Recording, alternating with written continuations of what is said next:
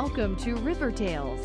River Tales is a 30-minute program that will introduce you to fascinating people, take you to interesting places, and enlighten you on important events that happen in our region.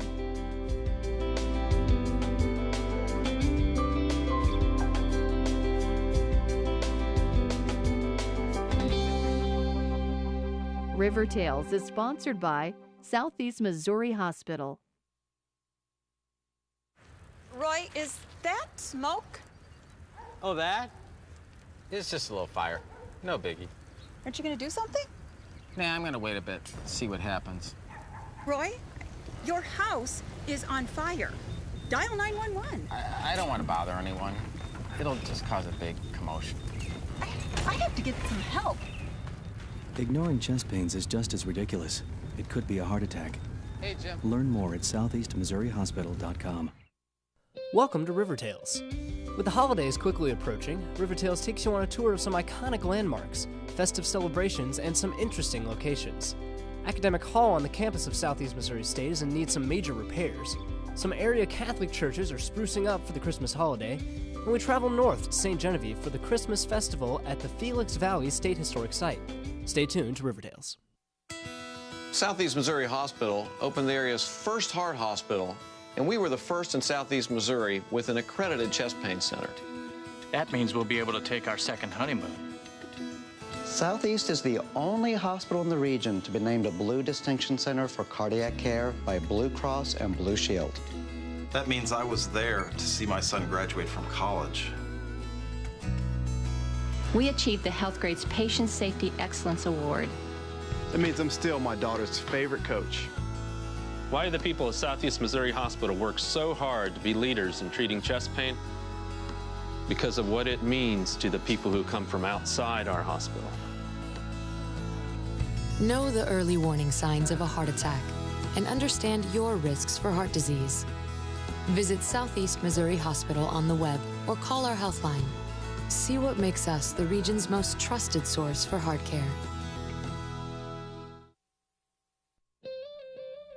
As a landmark for Cape Girardeau for over a century, Academic Hall is showing its age, and Southeast Missouri State intends to invest in this iconic structure to preserve it for the next generation. What would Southeast Missouri State University be without Academic Hall? It would all but lose its identity. Academic Hall is the most prominent, well-recognized structure on campus, and most certainly one of the most appealing pieces of architecture in the Cape Girardeau community and surrounding areas. Academic has been a vital part of this campus for over 100 years, but is now in need of immediate renovations in order to ensure this structure retains its place as the centerpiece on campus. Kathy Mangles, the Vice President for Finance and Administration, explained the upcoming projects that are to take place on campus and how they will be funded. We've actually got 4 different projects. The first one is Academic Hall, and anyone on this campus, that's a building that's near and dear to all of us. That's our landmark structure.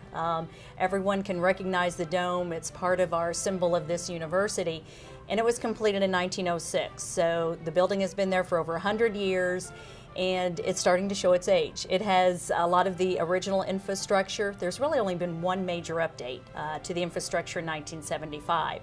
So we're dealing with infrastructure that was never meant to deal with all of the computers and the scanners and the copiers and all of the requirements that we put on a building these days. So we're having issues with water leaks and electrical outages and things like that in the building. We need to make sure we preserve it. So for that project, we would completely replace all of the infrastructure. That means roof, water lines, electrical lines, all of that would be replaced. And then we'd preserve the historic nature of the interior of the building. What I call the best kept secrets is what's inside that dome. It is an amazing piece of architecture created out of wood on the inside. And right now there's really not access to it. And so we have thousands of students who go through this institution, get their degree, employees the same way, who never get to see the inside of that dome, never realize what a remarkable piece of architecture they have there. There's a tradition for those who have gone up there that at the top of the small stairs there are pieces of chalk, and anyone who does get to go up there writes their name on the wood on the beams around that dome. So there are years and years of history, and people have put their year behind their name that are in that dome that, again, nobody gets to appreciate. Angela Meyer, the Director of Facilities Management, gave a tour of the maintenance and renovation projects that will be addressed with the bond issue. The most important project from a facilities management standpoint is all the deferred maintenance projects that we'll be accomplishing as we move forward. We have a lot of infrastructure, and even these bonds can't even begin to touch many of the projects that we have across campus that need to be corrected and improved. We're at that stage now where a lot of the equipment is past its life expectancy. We need to move forward with current technology. We're also in a position where sustainability is a major focus, not just for the campus community, but for the community at large, as well as the nation. And as we're moving forward, now's the opportunity to address some of the technology, bring in more efficient equipment. We have the opportunity through the power plant conversion to recognize energy savings, which is important not just for the staff, but for the students and the faculty.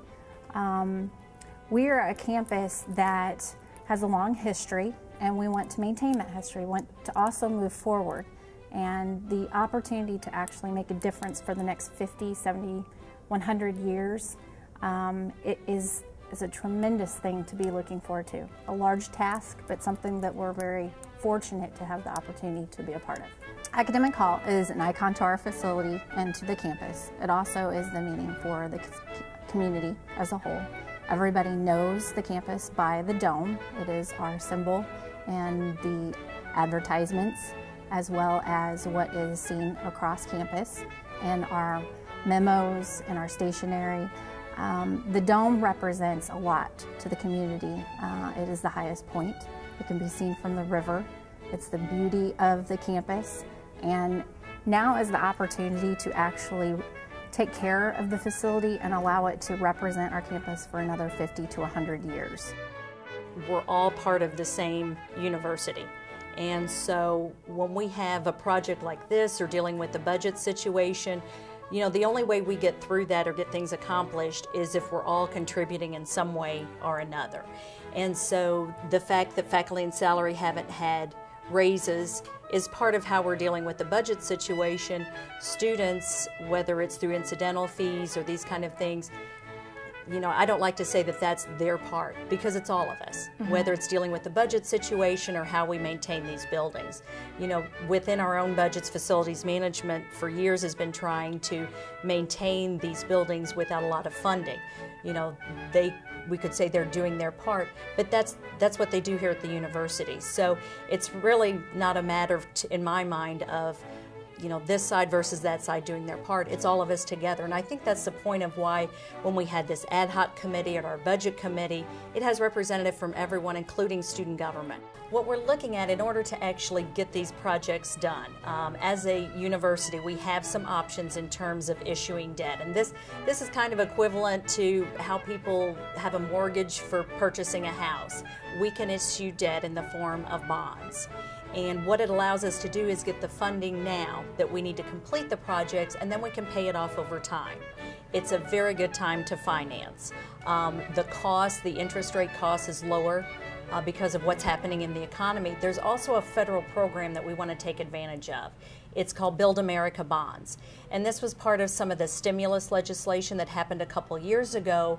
For certain governmental bond issues like ours, the federal government will actually pay 35% of the interest. So they're picking up a substantial amount of the cost for us, and that program right now is set to expire at the end of the calendar year. So we want to take advantage of that. That means for the next 30 years as we're paying this off, the federal government will pay 35% of the interest. So that gets the overall cost for the university much lower. It lets us do more projects because we're not spending as much every year on interest. Student Government President Catherine Herring provided her thoughts on the student government's responsibility with the suggested student fee increase. It's really important to me that we do talk to students and that students know what's going on. So this forum tonight, I think, is going to really help jumpstart that. And I think we need to consider all of our options. We need to look to make sure that we're utilizing all of the money that we're currently asking for students to give to the general fees, and see if there's anywhere else we can pull money from, and really just consider all of our options and make the best decision for everyone on this campus. I would say more than anything else, it's student government's responsibility just to remain still as sort of a liaison between both the students and the administration. I don't think it's necessarily our responsibility to do exactly what the administration wants us to do or the students, because we're really supposed to be working with both and making the best decision for both. Danielle Schienemeyer, the ad hoc committee chair for student fee increases, organized a forum for students. Student government's working very hard, and it's very important that they continue to value student input. And so some of the steps that we're taking and will continue to take is, first, we're having this forum right now that's allowing students the opportunity to give direct feedback to their senators for their college. After this, we're going to have several focus groups that we pull a representative group from the entire university and drill them on specific questions about what needs to take place. We'll be doing several different surveys about information, what they know, what they don't know, and then depending on the knowledge level that students have, what their position is, because it's important that students be well educated on this issue. So it's also important for student government to be educating students about the issue. But ultimately, once all this information has come together, student government will be hearing all of the feedback in one concise document, and then all of those voting senators will be making that recommendation to the Board of Regents as to whether or not a fee increase is in the best interest of students. By making these repairs, by doing these projects, we're really growing the university. We're saying we've got hard budget times, but we're not going to go backwards. We're going to move forward as an institution. So the students, we are asking them to make an additional contribution by proposing an increase to the general fee, but it's also just one of a number of sources we'd use to pay back these bonds. So I think the entire campus is contributing to make this happen.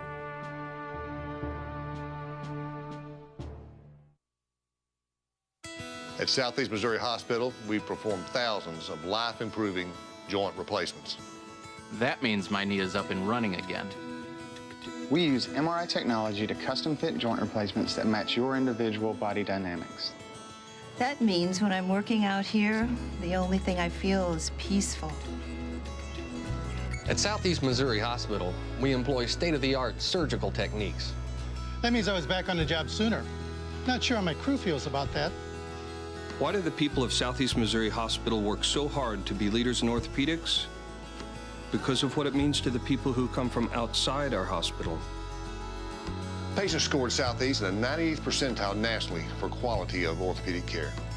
That means I'll be dancing with my daughter at her wedding. Visit Southeast Missouri Hospital on the web or call our health line. See what makes us the region's most trusted source for orthopedic care.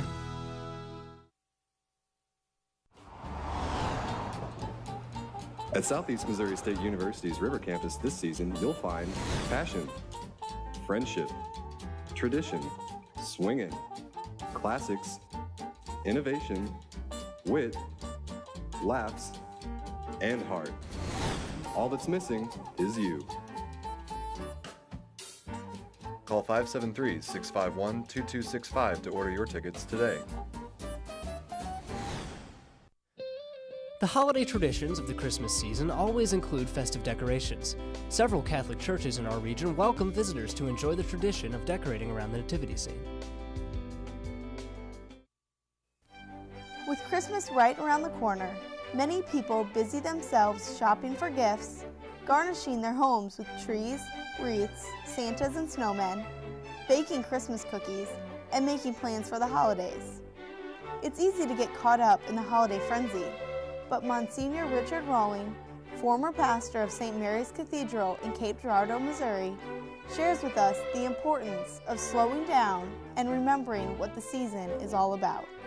I think people get swept up in that unconsciously, you know, they get in the Christmas pose, they go down, the lights are on and the toys are there and all the sales are there, so I think very definitely commercialism is taking over, regretfully. In the meantime, all the gifts are gone, they've completely missed the spirit of the season.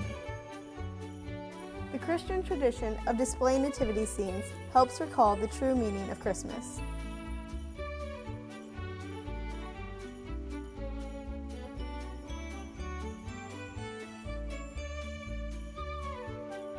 Most of the churches, not only do they have the Christmas scene, the nativity scene, but also they will leave it up until Epiphany, which is the arrival of the wise men. And I think we have to follow that in our home environment, and hopefully that every family will have a little nativity set of their own. It gets them very inexpensive, and yet it's very meaningful, and it teaches the next generation why we're celebrating this season. Every culture has its own adaptation to the Christmas scene. New Hamburg will have a German influence, and many of our contemporary homes will just have little nativity sets that are of contemporary origin.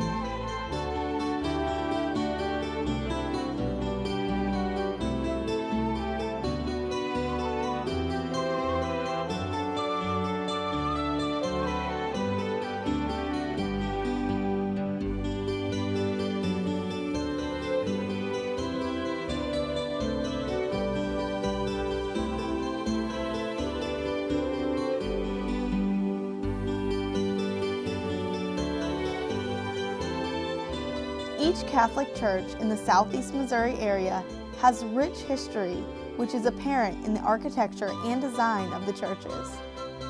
The local Catholic churches have preserved the traditions of Christmas with their beautiful decor. Many of the churches are open to the public during the festive season, so people can enjoy the religious meaning of the holiday.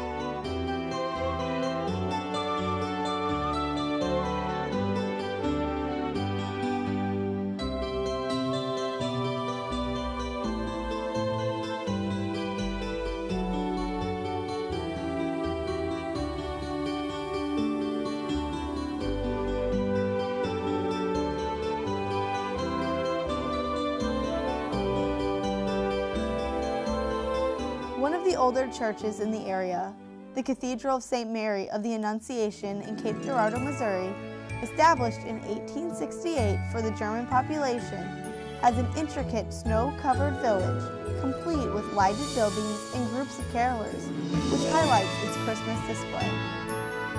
A lot of work goes in on the Christmas decorations, not only on the crib itself, but sometimes the trees that are around, and they just feel kind of proud of themselves and proud of the product. It's just an open invitation to people to come up, and you'll see them bring the little children, and they'll come up and visit the Christmas crib, and they will identify the characters in the crib, parents of Jesus, Mary and Joseph, and baby Jesus, and as time goes on, and the arrival of the wise men, then they're added to the Christmas crib scene.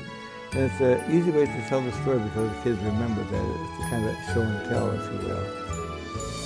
This method of teaching children the history of Jesus Christ and their religion is no new concept to the church, Monsignor Rowling reminds us. As we said before, that audiovisuals is not something new in the church. We've had a long, long time, and this is what modern society is using. Audiovisuals as a wonderful way of teaching, and the Christmas crib is a wonderful teaching of the birth of Christ and what it means to us today.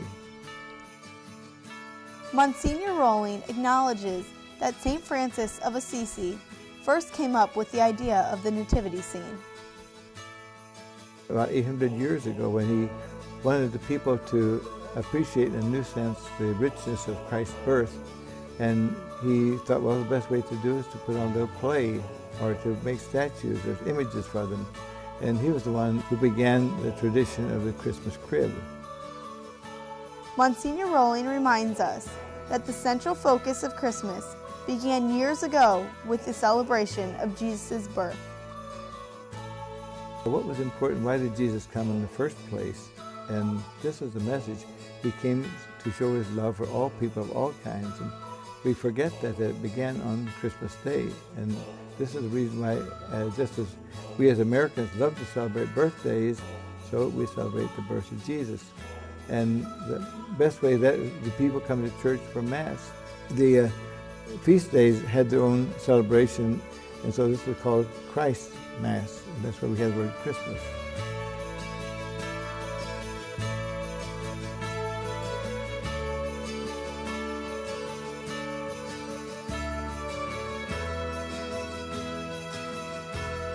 Monsignor Rowling stresses that while buying Christmas gifts for others is important, it's our responsibility to remember that Christmas is about more than the shopping and the baking. We'll continue as best we can to interpret what is there. And we can keep that in various other ways and keep the tradition alive in cards that we send at the Christmas season. A gentle reminder and a suggestion, hopefully that people pick up on it. In the simple way, just put a religious stamp on the cards that you send out, and hopefully it spread the good news that way. A wonderful tradition just the last couple of years, and I'm sure it's going to continue to grow as time goes on.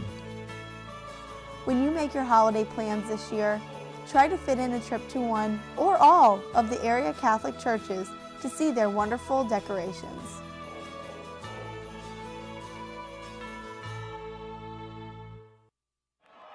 Can you feel it?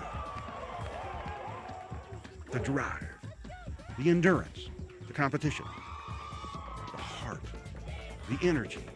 There are more than 300 student athletes at Southeast Missouri State University working hard, achieving excellence in academics and athletics. Your support to the Southeast Booster Club provides scholarships, opportunities to pursue their dreams. Visit GoSoutheast.com or call 866-SEMO-TIK for more information. I will be a star. I will be an entrepreneur. I will build your home. I will teach a child. I will grow the world's food. I will help those in need. I will protect you from danger. I will save lives. I will. I will. I will. I will because of Southeast. Because of Southeast Missouri State University. We traveled north to St. Genevieve, Missouri to visit the Felix Valley Home. The state historic site hosts the annual La Réveillon, or the Awakening. The home is prepared with a traditional French feast for visitors to view, and music fills the home with unique and familiar sounds of the holidays.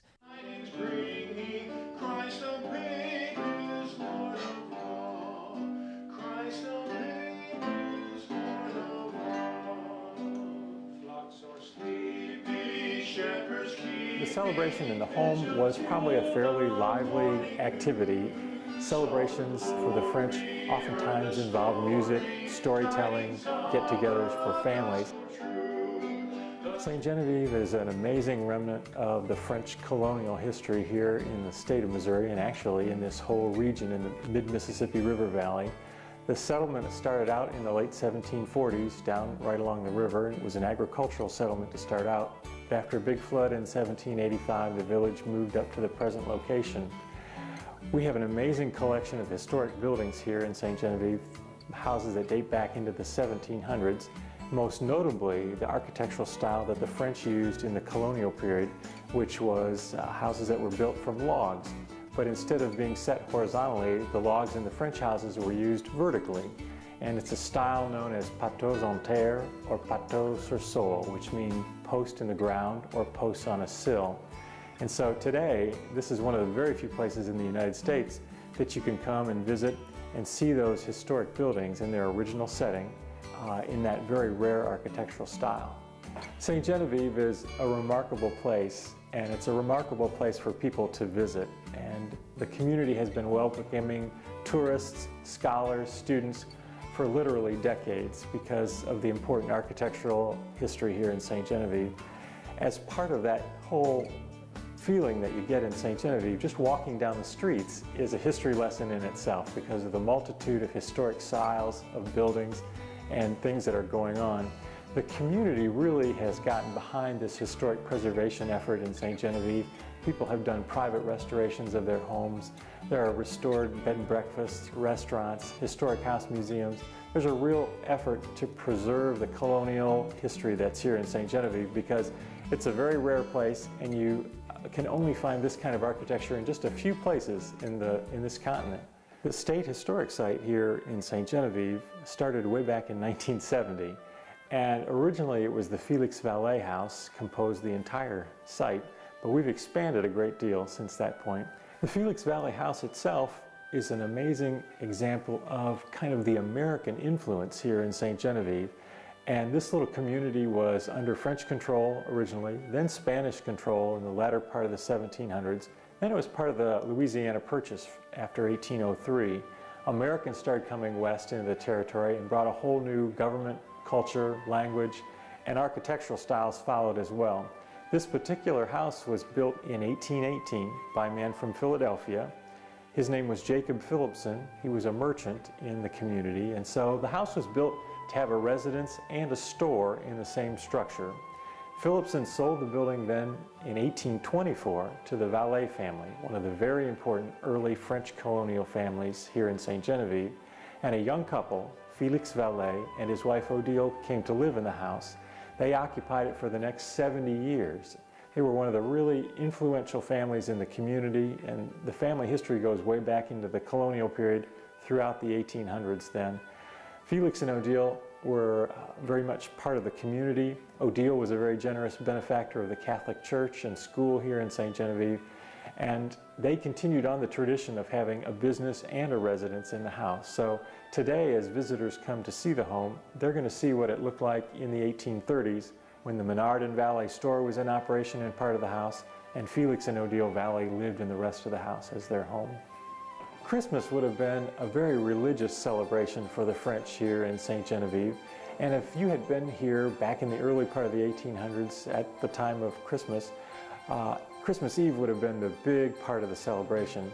The celebration was known as Le Réveillon, which in French means the awakening. It's really the awakening of the Christmas celebration. It's what we try and recreate here at the Felix Vallée house during our French Christmas open house. This was a magnificent celebration, and it was one that you would never forget if you experienced it at that time. Part of it was the anticipation of the event, the cooking and all the preparation for what was to happen after midnight mass, I'm sure was a thing that people looked for and anticipated really throughout the year. After church was over, they would come back to the home for a magnificent feast. And we try and recreate that feast as closely as we can in the dining room of the Felix Vallée house. Tradition called for 13 different desserts at the celebration, which would have been probably the highlight of things to come. But as far as food would have been concerned during the celebration, they put out all the stops. And so they probably would have had a roast turkey or roast goose as part of the celebration, different kinds of sausages, breads, cheeses, wines, maybe some specialty things that came up from New Orleans on some of the steamboats. The 13 desserts actually are very symbolic. There are 12 for the 12 apostles, and the 13th dessert was for Christ. So, as part of our celebration, we recreate 13 different historic desserts here at the Felix Vallée house. We have those out displayed on the table to give visitors a sense of what they might have experienced if they had been lucky enough to spend Christmas Eve with Felix and Odile Vallée. Our French Christmas open house this year is going to be held on Sunday from 1 to 7 p.m. It's a free event, and we encourage all of our friends to come and visit, experience this French Christmas celebration as you might have seen it in the early 1800s here in St. Genevieve. As part of our French Christmas celebration, a marvelous historic musical group known as the Peacocks performs in our parlor during the celebration of Le Réveillon. They play a lot of early French music, but a lot of traditional American music too for Christmas time celebrations. So visitors get a chance to hear some old-fashioned hammered dulcimers, and they enjoy just the whole ambiance of the celebration here in the house. It's a great way to kick off your own personal Christmas season and celebration, and you'll hear some old-time favorites and maybe some French music that you hadn't experienced before.